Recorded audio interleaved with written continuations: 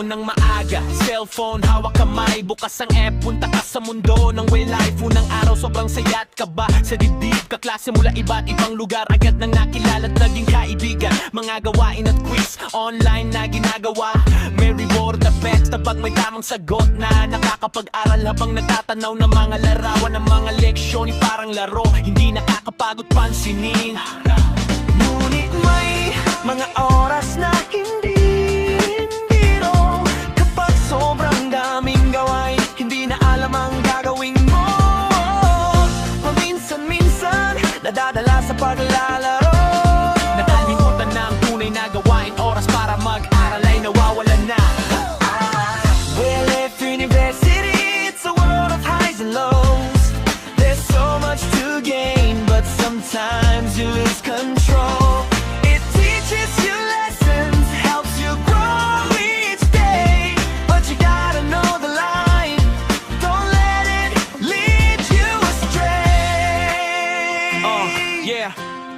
Yeah, may forum kung saan maaring magtanong, mga profesor at kaklase handang tumulong, nakakapagpalawak ng kaalaman, hindi lumalabas ng bahay, mga proyekto at grupo sama-sama nang nagtatagumpay. Ngunit minsan ang pagiging online nagdudulot ng lungkot, hindi mo nararamdaman ang presensya ng kapwa mo. Paminsan-minsan fake news ay nakikita, nadadala sa maling impormasyon, hindi alam ang katotohanan.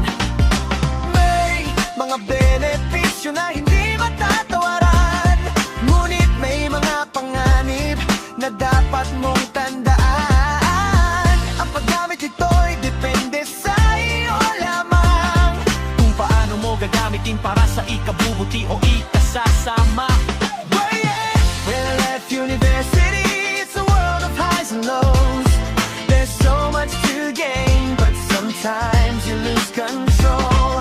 It teaches you lessons, helps you grow each day, but you gotta know the line, don't let it lead you astray. Hindi masama ang gamitin ito bilang kasangkapan, ngunit wag itong gawin buong mundo mo lamang.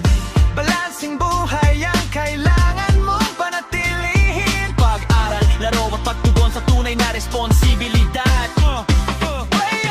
Well, at university, it's a world of highs and lows. There's so much to gain, but sometimes you lose control. It teaches you lessons, helps you grow